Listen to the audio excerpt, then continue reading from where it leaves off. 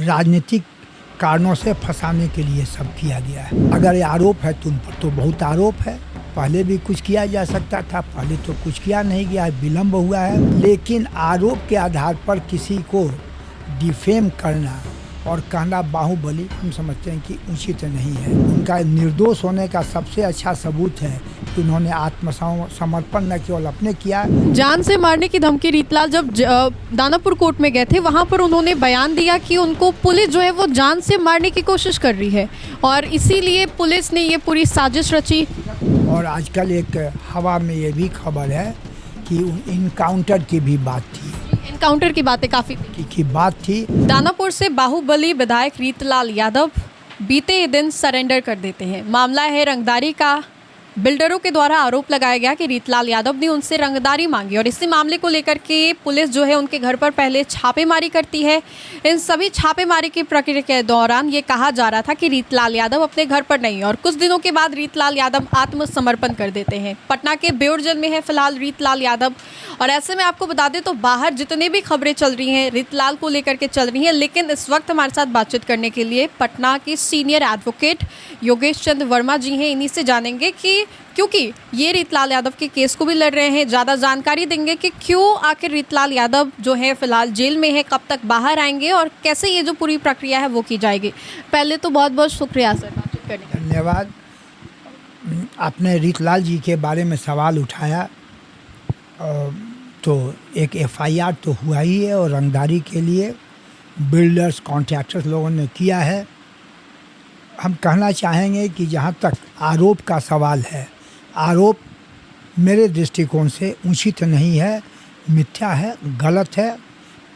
राजनीतिक कारणों से फंसाने के लिए सब किया गया है। अन्यथा जिस दिन घटना घटी, जिस दिन डिमांड हुआ, उसी दिन चाहिए था। यह इतना विलम्ब क्यों? यह विलम्ब से केस के जो आरोप हैं उसकी असत्यता झलकती है। एक दूसरी चीज़ कि वे एक दानापुर के विधायक भी हैं, एक लोकप्रिय आदमी हैं, प्रभावशाली आदमी हैं। तो और चुनाव बिहार असेंबली का मात्र 6 या 7 महीना बाकी है। तो कई लोगों का व्यू है कि यह हम रियली उस बात को जानते नहीं हैं, लेकिन जो दोनों तरह की बातें हैं। एक बात यही है कि राजनीतिक कारणों से चूँकि रीतलाल एक लोकप्रिय प्रभावशाली हैं, व्यक्ति हैं और एमएलए हैं और उनका प्रभाव राजनीतिक, सामाजिक या और तरह का केवल दानापुर तक ही नहीं सीमित है, बल्कि अगल बगल के ज़िलों में है जहां वे अगले चुनाव को प्रभावित कर सकते हैं। तो इधर जो नया ट्रेंड आया है, एक लोगों का कहना है कि इसका कारण राजनीतिक है, ताकि वे या तो अभी जो अपोजिशन में नहीं रहें, राजनीतिक अपना संबद्धता बदलें, और या उनको इस तरह का एक भयभीत किया जाए कि उनका कैरियर ख़राब हो सकता है, वे जेल में जाके सड़ सकते हैं। इसलिए वे कम से कम राजनीतिक बातों में, राजनीतिक अखाड़े में नहीं जाएं, चुनाव नहीं लड़ें। तो एक सेक्शन का है कि राजनीतिक कारणों से ही यह मुकदमा किया गया है। अन्यथा अगर ये आरोप है तुम पर तो बहुत आरोप है। पहले भी कुछ किया जा सकता था, पहले तो कुछ किया नहीं गया, विलम्ब हुआ है। तो दो व्यू है।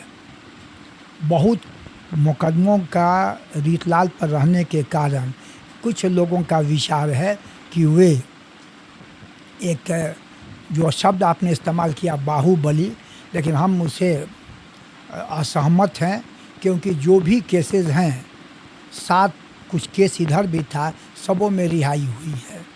अगर रियली उनको बाहुबली हैं तो कुछ केसों में उनको सज़ा होनी चाहिए, सरकार को ये कदम लेना चाहिए। लेकिन आरोप के आधार पर किसी को डिफेम करना और कहना बाहुबली, हम समझते हैं कि उचित नहीं है। यहाँ रूल ऑफ लॉ है, कानून जो कहेगा हम एज ए वकील उसी को मानेंगे। अधिकांश केसों में उनकी रिहाई हो चुकी है, चुनाव नज़दीक है, एक प्रभावशाली व्यक्ति हैं, इसीलिए लगता है कि कुछ उन सब कारणों के कारण जो एक मत है उसमें भी दम लगता है, हो सकता है वो अभी एक कारण हो। जहाँ तक सवाल है, यह तो मात्र एक प्रयास है, कोशिश है, डिमांड है। कोई उस तरह का आरोप नहीं है कि लोगों ने पैसा दिया, वही पैसा जब्त हुआ हो। इसलिए हम समझते हैं कि मामला उतना गंभीर नहीं है और उनका निर्दोष होने का सबसे अच्छा सबूत है कि उन्होंने आत्मसमर्पण न केवल अपने किया बल्कि जितने अभियुक्त लोग थे उनके संबंधी सभी लोग किए हैं।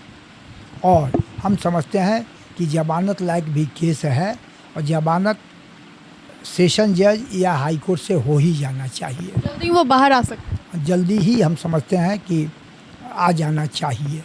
लेकिन जान से मारने की धमकी रीतलाल जब दानापुर कोर्ट में गए थे वहां पर उन्होंने बयान दिया कि उनको पुलिस जो है वो जान से मारने की कोशिश कर रही है और इसीलिए पुलिस ने ये पूरी साजिश रची।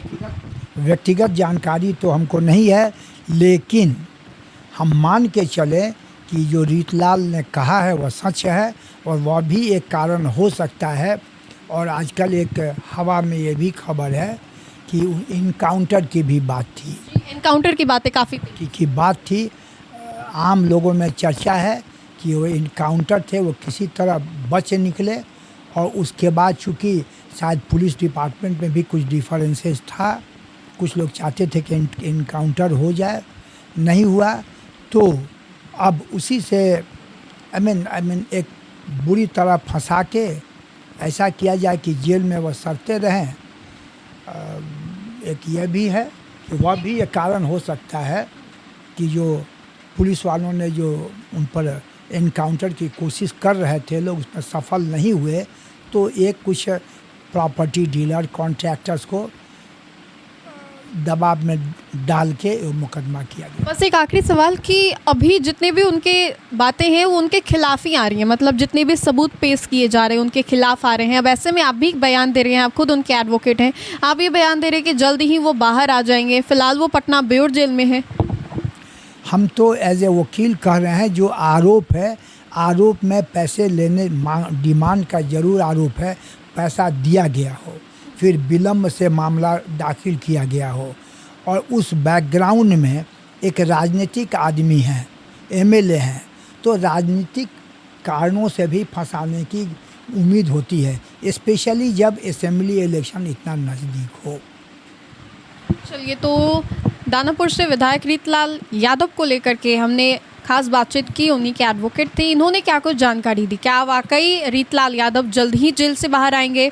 रंगदारी का ये जो पूरा मामला है उसको लेकर के रीतलाल यादव फिलहाल पटना के बेउर जेल में है। तो फिलहाल के लिए इस खबर में इतना ही। अपने सहयोगी मंटू के साथ मैं राजनंदिनी, देश वन न्यूज़ पटना।